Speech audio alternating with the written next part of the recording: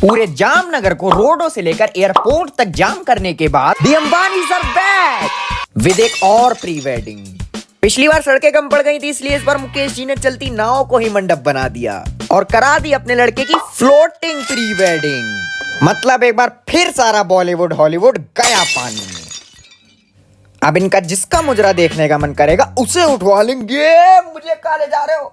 शादी से पहले 5-5 शादियां कराना ये सिर्फ अमीरों के चोचले हैं और इंडिया के लोगों के अकॉर्डिंग तो अमीर शब्द ही अंबानी से बना है। पिछली बार की तरह इस बार भी भिन्न भिन्न प्रकार के मुजरों का आयोजन किया गया, जैसे पिटबुल का जापानी मुजरा, द बैकस्ट्रीट बॉयज का अंग्रेजी मुजरा और शकीरा जी जैसे भिन्न भिन्न प्रकार के मुजरों का आयोजन किया गया, जिसमें कैटी पेरी जैसी महान हस्तियां नजर आईं।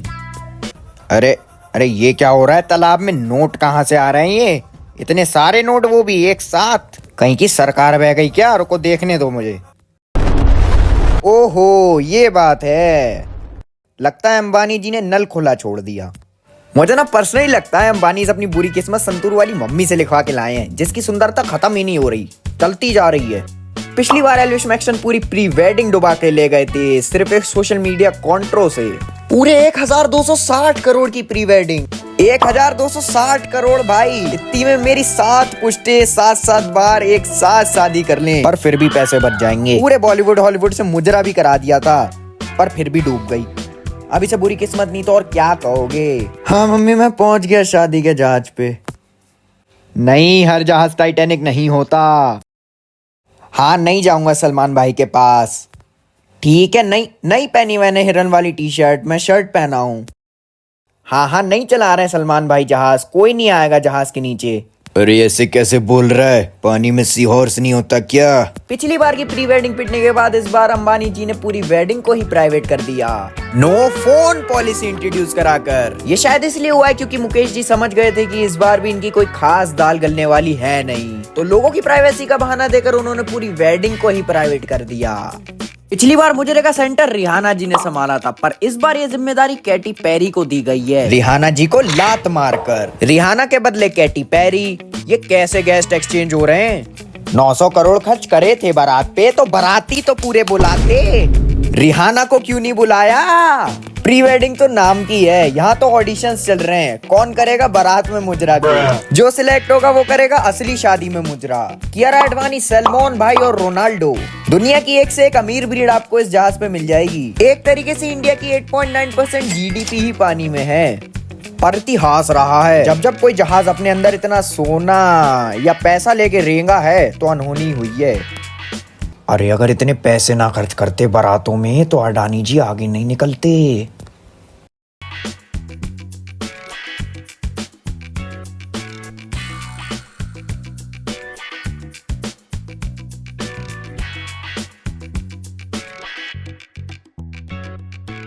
बीवी घर पे प्रेग्नेंट है और मियाँ कर रहे हैं एंजॉयमेंट है। आहा क्या बात है। और ये बंदा, ये क्या नाम है इसका? हाँ लॉरी। इसने आज तक तो कोई काम किया नहीं, और जब किया तो सारा भट्टा ही बैठा दिया। जब सब खाना खाने में और मुजरा देखने में बिजी थे, वहाँ ये चिरान सबसे जाके पूछ रहा था what do you lost this year. तो उससे मतलब उनकी लाइफ। तूने तो सबकी छाती से चिपक कर फेम कमा लिया, अब तू क्यों घुस रहा उनकी लाइफ में? जब इसकी इन बातों को सबने इग्नोर कर दिया तो ये पहुंच गया सीधा अनन्या पांडे जी के पास और सेम सवाल पूछ डाला। बदले में जवाब आया आई लॉस्ट माई सोल। आजकल के स्ट्रगलिंग यूथ के लिए मिसाल है अनन्या जी का स्ट्रगल, और इसे ये बात समझ में नहीं आ रही। वो अनन्या जी थी इसलिए बच गई, कोई नॉर्मल इंसान होता तो सोल निकलते ही वही टाइम बोल जाता, और इसे ये बात समझ में नहीं आ रही, समझ में नहीं आ रही। आपको ना अभी 1 महीने बाद कॉल करता हूँ, नहीं बिजी नहीं हूँ मैं। अभी ना एक शादी अंबानी जी की, उसके बाद 15 पोस्ट वेडिंग सेलिब्रेशंस हैं। एक पनडुब्बी में, एक उड़न खटोले में और एक खच्चर के ऊपर। और उसके बाद अंबानी जी ने चांद पर जमीन खरीद के रखी थी ना, उसमें गृह प्रवेश भी है। और यहाँ सोशल मीडिया सिर्फ एक दंगा प्लेटफॉर्म बन के रह गया है। अब वो जमाना गया जब ढंग का कंटेंट दिखता था। तो भाई एल्विश यादव वर्सेस ध्रुव राठी, या फिर तुम बोल सकते हो बीजेपी वर्सेस कांग्रेस। ध्रुव राठी, जिसका आधा करियर ही मोदी जी पे वीडियोस बना के बना है, वो इंसान बोलता है कि मैं किसी पार्टी की साइड नहीं लेता, और दूसरी तरफ इसकी हर video dictator dictator, end of dictator, reality of dictator.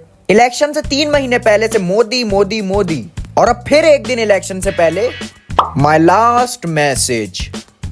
तो भाई एल्विश यादव ने रोस्ट निकाला ध्रुव राठी के ऊपर, उसकी एडिटिंग भी यूज कर ली, व्यूज भी आ गए, पर कमेंट सेक्शन का क्या? नेताओं से ज्यादा यूट्यूबर्स को टेंशन है इलेक्शन की। ध्रुव राठी के अकॉर्डिंग उसने मोदी जी को एक्सपोज कर दिया। रिजल्ट तो हम सबके सामने है ही। अब जाओ बेटा 6 साल बाद आना, तब तक जाके जर्मनी की गवर्नमेंट के ऊपर वीडियोस बनाओ। एल्विश यादव ने बताया कि 80% से ज्यादा काम उसकी टीम ने करा इस वीडियो में।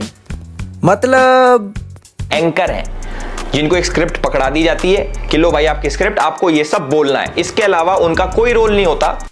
खैर सरकार किसी की भी बन गई हो, पर बेटा रोटी देने वाले तुम्हारे पापा ही हैं, तो इन बकवासों से ज्यादा अपने पापा की सुनो, फायदे में रहोगे। That's it for today's video guys। मिलते हैं आप सबसे एक नेक्स्ट वीडियो में।